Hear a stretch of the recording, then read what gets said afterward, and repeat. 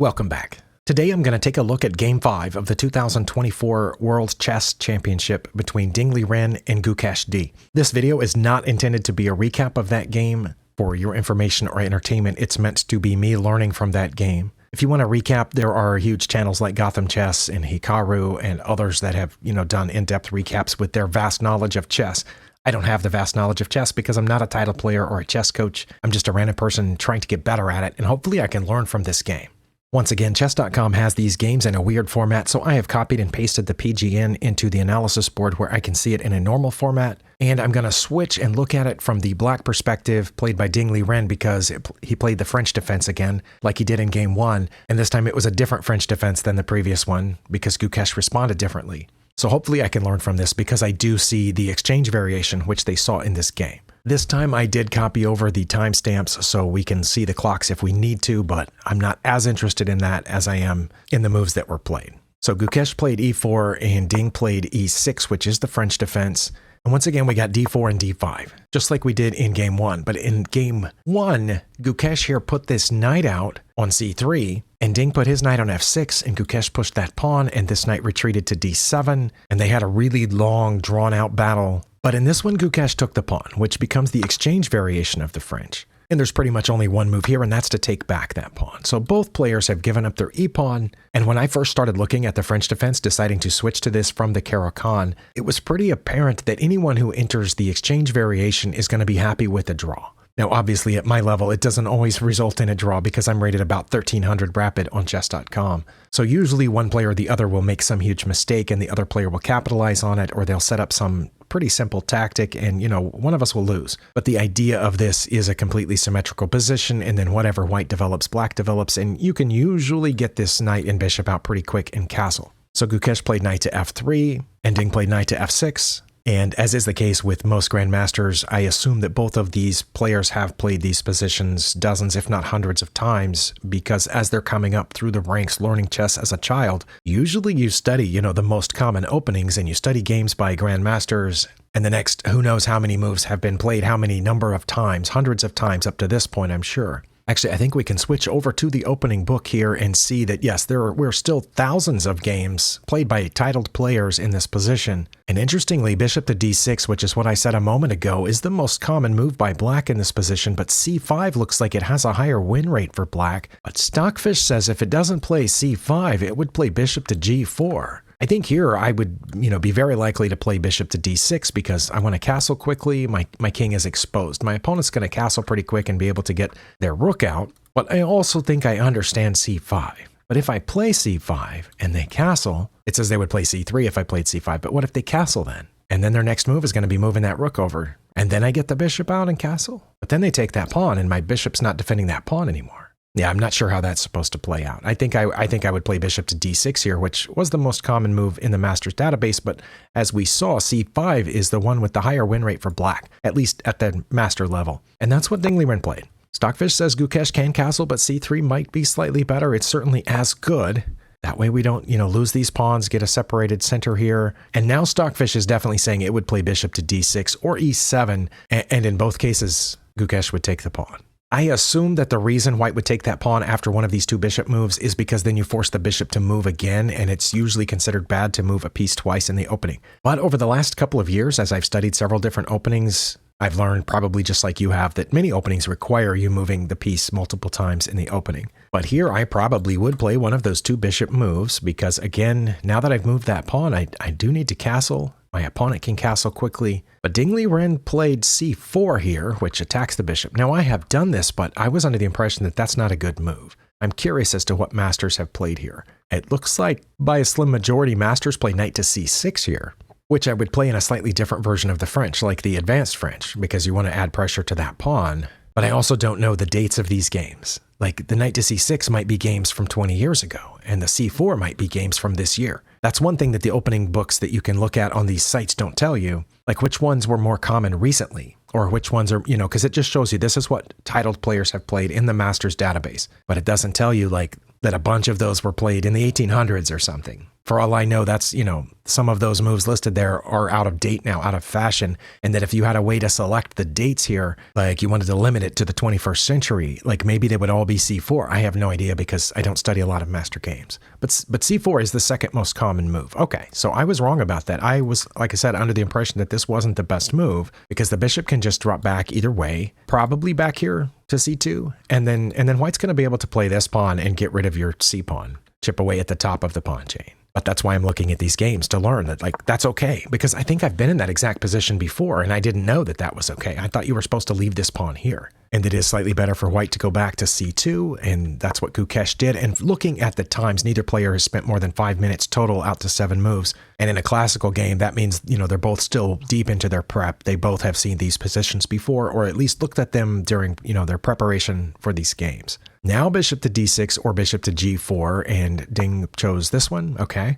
Queen to e2 check is what Stockfish would play, or castling. Gukesh, had looked at this before, I assume, and played that in less than a minute. So we've got to check. We've got to block the check. Stockfish would block with queen to e7. I think I would probably block with the queen or the bishop, but looks like the queen is best. Is that what Ding played? Yes. Okay. So now you've basically threatened both queens here. You've pinned both queens, and white's best move by a noticeable margin is to take, and then I assume you would take back with the bishop. Actually, look at that. I waited a second. I would assume taking back with the bishop so you could still castle, but Stockfish says that it's fine to take back with the king, and might be slightly better. Okay, so Ding had looked at this and took, and still both players are deep into their prep, and now Gukesh castles. Okay. I'm positive I've never been this far down this line of the exchange variation, so I've never been in this exact position before. As I said, if I had, I would have taken with the bishop. I am pretty sure I've blocked a queen check with the queen before, and we've traded queens, but if I had another piece there that could take it, I would, so that I'm still free to castle. But this apparently is just fine. And Ding has a turn here before he gets checked, so he can bring this rook over and castle by hand, the long way. So that's what he does. And I guess Gukesh felt obligated to check, so he did. But he spent a long time on that.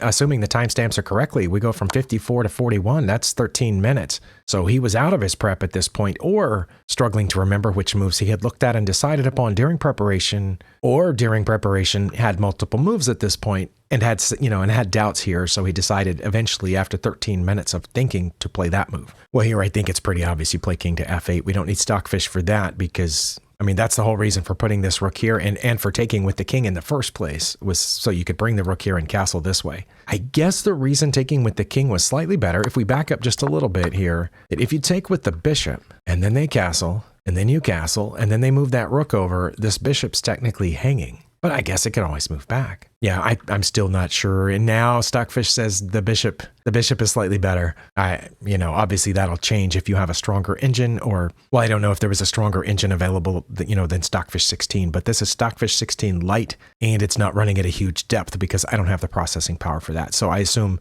that when they train and practice and look at these things with their coaches, that, that they can let that thing run, and maybe it changes its mind sometimes, or maybe it really doesn't matter. But anyway, backing to where we were, which is here, he goes back to f8. And you might as well trade rooks. And it's looking more and more like what I said at the beginning, that in the exchange variation, white's basically looking for a draw because you've already traded off 2 of your major pieces. And both players, their other rook is hidden away. It's going to take a few moves to get him out. I guess, I don't know exactly what the idea is, how to get these pieces out, but it's not going to, it's going to take a couple of moves for each player. Looks like they could both make, not necessarily because this pawn is here, so that bishop's going to have to go somewhere else, like maybe over here, and then you get the knight out to d2. But then both players have a rook available, and the king's just going to go over there and hide. And then what are you're going to trade off the rest of the pieces? But that's basically what the exchange variation is supposed to lead to, and it looks like it is. Bishop to g5 is the best move. That's what Gukesh played. Only took a minute, so maybe that 13-minute anomaly was, just that, an anomaly. Okay, we got the knight out here. That's what it said the best move was, but now you're blocking your bishop, so it's going to take extra moves to get this bishop out. Stockfish would play knight to h4. What? Where would it go after that? It looks like we would both play our g-pawns, and then this would go back to g8, and that one would go back to g2. That's probably if you had 2 engines playing against one another, but humans here are still trying to get their knights out. h3 is also a possible move, but Gukesh is doing what I said, which is to get this knight out. That made sense, I understand. Okay, now we want to get rid of that bishop, so Ding plays h6, and here it does say h4. A lot of times Stockfish will tell the player with the white pieces when you play h6 that the bishop is actually supposed to go back over here someplace, but no matter what the rest of the board looks like, my opponents always put it here, which are asking you to go ahead and play the g-pawn too. So he does play that, but instead of playing the g-pawn, oh wait, Ding took a long time on, was it that move? No, it was h6. Wait, 52... That was a lot of time. He spent a lot of time on h6. Okay, so after this, yeah, see, I probably would have played g5 here. How bad would that be, just out of curiosity? It says this would just go back, and then you would take it. Doesn't really matter which pawn they take back with, but usually I see recommended, by higher rated players to take back with the h pawn, but Stockfish says it might take back with the f pawn, and then you're still very close to a draw. Okay, so the playing g5 would not have been bad, but he played over here. Instead of playing g5, he put the knight on h5, which looks like it says it's the best move. Okay, but where is it heading from there? Are we trying to get in this way, or are we trying... Oh, now we want to maybe play g6 and put the knight behind it? But it is very close to even.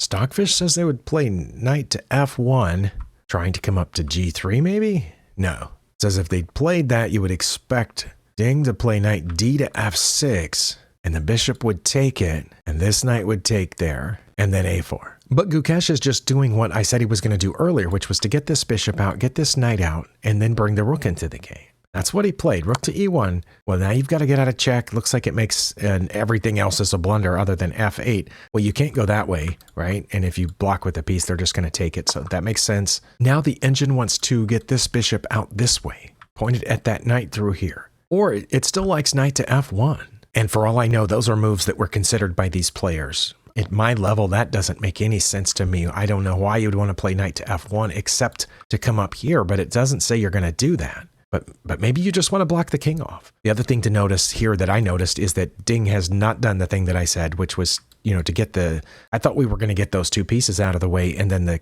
rook was going to be free. But he only got the one knight out, which was there defending that knight. But now that other knight's gone, so what do you do with this knight? Because you got to do something with it so the bishop can move. But it's Gukesh's turn, and he just shoots forward g4, so now this knight's got to go someplace. Looks like f4 is the best idea. I guess you kind of have an outpost square over there, but maybe f4 you can put it back on g6. Maybe eventually, I'm not sure. And I think maybe Gukesh wanted to get his bishop out from in front of these pawns so that it can support them from behind. Or maybe here, if the knight moves, trade off the bishops. That bishop's undefended. So it's effectively pinning that knight. And it is one of the top two moves. Okay, I think I understand that, because now you don't want to move this knight. And the only way to defend the dark squared bishop is to go all the way back, which I wouldn't think you would want to do. Oh, but you can do this. Oh, Stockfish says just check with the knight on h3, and the king's going to come up. Oh, and then you can just go back and check again. The king's going to go down to f1, and then you would play g5 to defend it. Then why would you check? Why wouldn't you just put the pawn there first? That's an interesting line. Okay, not sure about that, but I do understand that. You can check if obviously they're probably going to come toward you, or you can check again, and if they go back, you can get a repetition. And if they go back over here, then come back this way. I don't know. I might have traded off the bishops at that point. I'm not sure why you would want to do that, but it also says knight to b6 is the best move here, and maybe that's because the d-pawn's undefended and it's backward, and also you still haven't gotten out of the way of this bishop yet. Once you do play knight to b6, you're threatening that pawn, you're protecting your d-pawn. I don't know that I would find that move, but now that it's been suggested to me, it makes complete sense, especially if I remembered that I was trying to get these pieces out of the rook's way. It seems like at least a triple purpose move, so Ding found it. It makes sense. Well, now you've got to do something with this g-pawn. I guess you can't protect it, right? Because we just take it. So the only thing you can do, I guess, if you're worried about that pawn, is move it forward. And it looks like that's what we did here. Okay, so Gukesh just played g5. I assume you take it. Yeah, okay. But now they take back. Knight captures g5. Okay, that makes sense too. And now the engine's pretty sure it's a draw. We've got bishop to g4, which is over here. Not sure how I would find that move, or why, if I played that, why wouldn't they just push this pawn? It says they would not just push that pawn. They would just let you sit your bishop there on g4. Or g6, Stockfish suggests. I don't know. I would probably play my f-pawn, but that would probably mess everything up. Oh, I guess that would weaken these light squares over here. You want this pawn to continue keeping that bishop from coming across. Right now, that bishop's already limited in where it can go, so g6 would further limit that bishop guarding. You'd have all those squares guarded by pawns. Okay, well, I understand g6 a little bit more than bishop to g4, except for the fact that you've been trying to get this bishop out. Probably, let's see, I would probably just put it here on d7. So where else are you going to put it? Okay, I guess g4 makes sense if you're trying to get this bishop out. But Ding played what I probably would have, my first instinct would have been just to play it here because, I mean, it defends where you want to put the rook here in a second. Again, Stockfish likes knight to f1. If anybody understands the whole knight to f1 thing, let me know. Are you eventually trying to put it up here on g3 once this bishop moves? Or is it just protecting the bishop? Or is it protecting you from an eventual back rank mate? Yeah, I'm not sure what knight to f1's about, or maybe it's meant to come around this way to attack this pawn that we've already defended now. Or knight g to f3, which is to bring this knight back. That's the one that Gukesh chose, bringing that knight back. And Stockfish would put this rook behind this bishop and just try to fill up the D file. We haven't filled it up yet because nobody's going to go there for now. And I don't know any reason anyone would move back there, although Stockfish was suggesting the bishop go back there earlier. But yeah, nobody's going to get to d3, so we can't have a complete filled file. Sorry, that's neither here nor there. I would be tempted to play over here, which is what Ding played according to the move list, but it's not listed as one of the best moves. Rook to d8 is better, and I am trying to figure out why. But I can't, so I'm just going to be comforted by the fact that Ding played what I probably would have played here, and most opponents that I've played would probably just immediately trade off for it. And then I would have to confront whether it's better to take back with the bishop or the king, and there might be a difference, there might not be. But Stockfish would play knight to e5, which is there. Okay, so this f knight over here to e5, which cuts off this bishop from defending that knight. And it says that you would just take it. So he hops in there, and I think the intent of this is to either trade the knight for the bishop, which is supposedly good, or to force them to move that knight because now it's hanging. Oh, but the only move by white is to give up the bishop for the knight. Okay, so we give up the bishop for the knight. I'm not sure why. g5, which is the second best move, defends this knight, but Stockfish says that would probably be counted as a mistake or a very heavy inaccuracy, and I'm not sure why. Because it says they would just take the knight then. You would take back, and then, oh, that bishop's hanging. That's why. Okay. Wait, no, it's not. The knight's protecting it. Hold on. What am I? Oh, okay.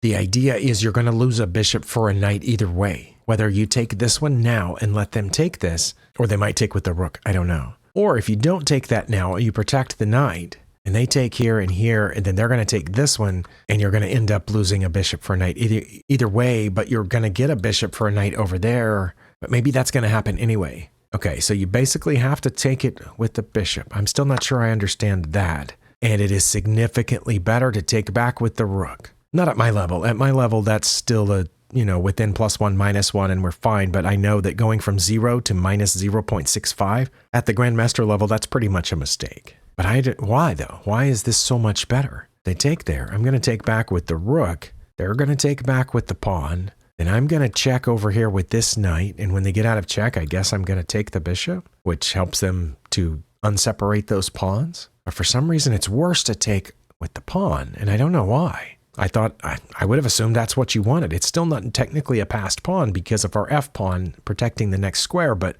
it's it's got past this one. So I don't know why that's bad, but that's what Gukesh played, so he didn't understand why that was bad either. I haven't been watching the clocks, but it looks like both players are making decent use of their time compared to some of their, past performance. How long did he spend choosing the pawn? Okay, not long.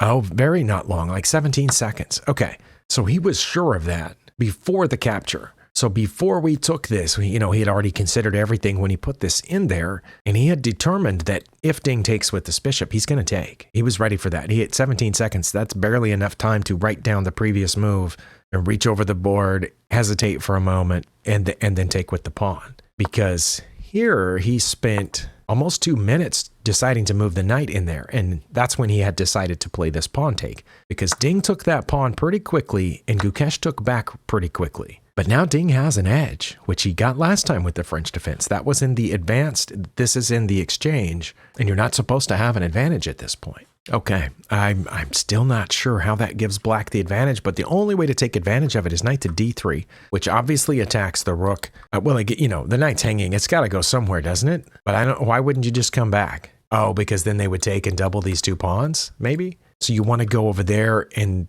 threaten the rook, so they're going to take with the bishop because the bishop's pretty much trapped. And then you're going to double your own pawns, but this is a passed pawn.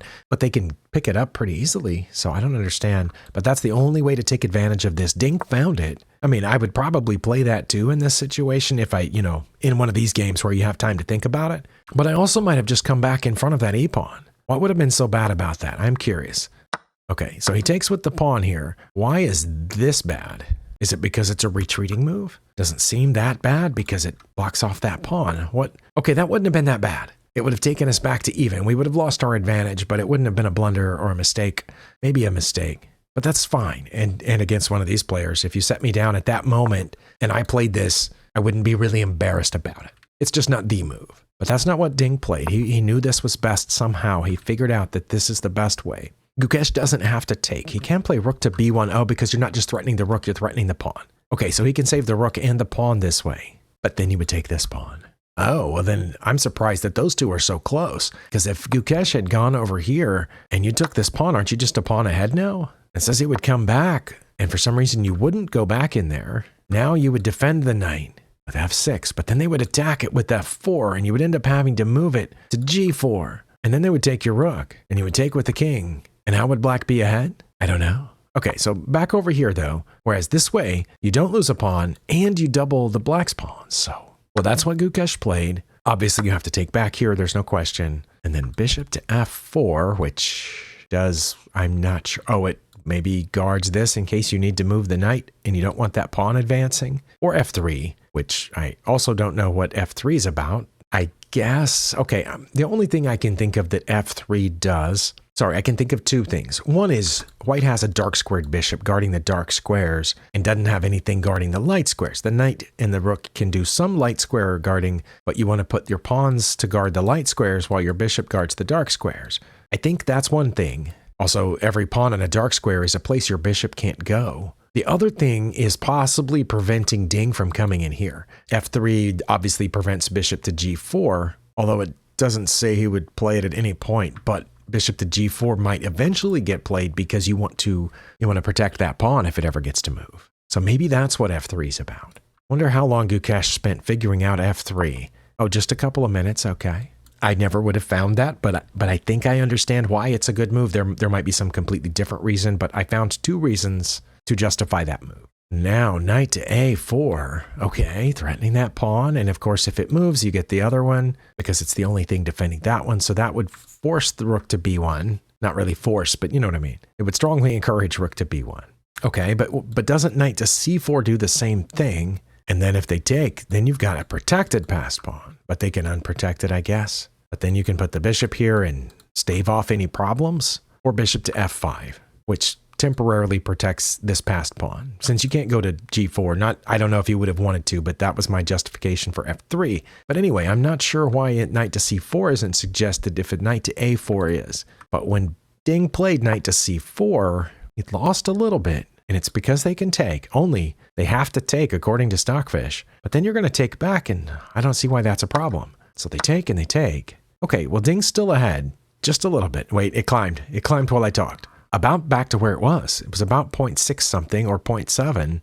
And I'm guessing the problem is that, well, no, I was going to say you can't defend that pawn, but you can. I already talked about putting the bishop here. You can play, these pawns up here to defend it. And of course, when all those pawns are on light squares, then this dark squared bishop can't get to them. But they do keep this bishop from doing stuff. Okay, white's best move is rook to e4, which obviously targets that pawn. And then it says we would protect it with the rook, not with the bishop or the pawns. But I still don't know why Ding is ahead here. I know he has a passed pawn. It's 2 squares from promotion, but it doesn't look like it can get there, right? If you do play the best move, rook to f4, oh, now there's nothing stopping it, but this bishop is still here. Wait, play this.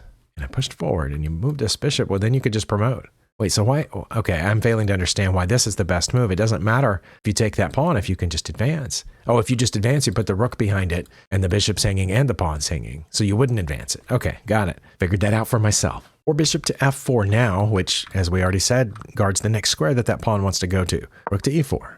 Okay, our best move is bishop to c6. Okay, so our best move is rook to c8, which we mentioned earlier, guards the pawn, or bishop to e6, which I also mentioned earlier, which protects that pawn. I probably would have seen rook to c8 eventually, but like I said, I saw this way earlier because I was thinking they would come after that with the pawn, but we can just defend it. We can also defend it with the b pawn, but that's not suggested. But rook to c8 is best, bishop to e6. Bishop to e6 makes so much sense to me because it blocks their pawn and defends our pawn. And if they ever push that one forward, I think we can come around here and guard the promotion square. So did Ding mess up here by playing bishop to c6? Because that seems like it just gives up your c-pawn. That should, yeah, probably on the game review would have been counted as inaccurate to change from 0.6 something to 0.3 something, but it doesn't say he should take it. What am I missing? If he takes it, we can get this pawn. Is that all I'm missing? Stockfish says the only move for white here is d4. I've got to know, why doesn't he take this pawn? Oh, because we get behind this one.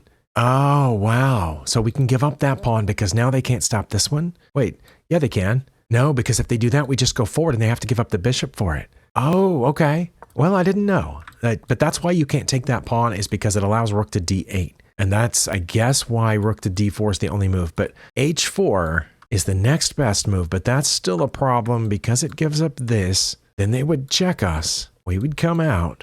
And then bishop to something, bishop to h4 check. Oh, okay. And then we would have to move over, and then I don't know what would happen after that. That's the second best move, and it would be counted as a mistake. But Gukesh found the best move, and it's what I said is taking that pawn, right? Okay, yeah, that had to be the thing. That had to be the only reason he played bishop to c6 was to aim at this once the rook moved. He could also play f6 here. I wouldn't play f6 here. But anyway, we take that pawn. Completely understand that, given that position, the king should immediately come after the bishop, and it did. Okay, now I would probably mess up big time here and put the bishop in front of this pawn. In case we ever lost the rear pawn, I would be protecting it. But that would be a mistake, apparently. I'm supposed to back up this way to guard the promotion square from a distance. And incidentally, that blocks their h-pawn from moving. Well, I definitely would have messed up. Like I said, I probably would have just moved it forward a little bit to lock that into place here with my d-pawn. I probably would not have found the h5, or I might have put it back. I've been known to do that. When I go out and take something, I've been known to bring it back. That's what Ding played. It was the second best move, but now we're drawn. Again, we're very right at even, because now you can give this up, and we're not going to put the rook behind it, behind the d-pawn. Okay, so Gukesh takes this pawn. It's not the best move. Why now is it not the best move to play rook to d8? Now, earlier it was. Okay, so what's wrong with this? Not much. Oh, but now they can just go back. Sorry, backing up. Couldn't they have done that before? Over here. When I took this and it says, whoops, that's a huge mistake. Rook to d8. Why can't they just go back? Because now I take it. They wouldn't take with this? What's different, though? Something's different about the position from there to over here. Because now if you play this, this stops it. Is it because of how close the king is? The king is one square over from where it was in the other position. So now if I play rook to d8, they play rook to d4.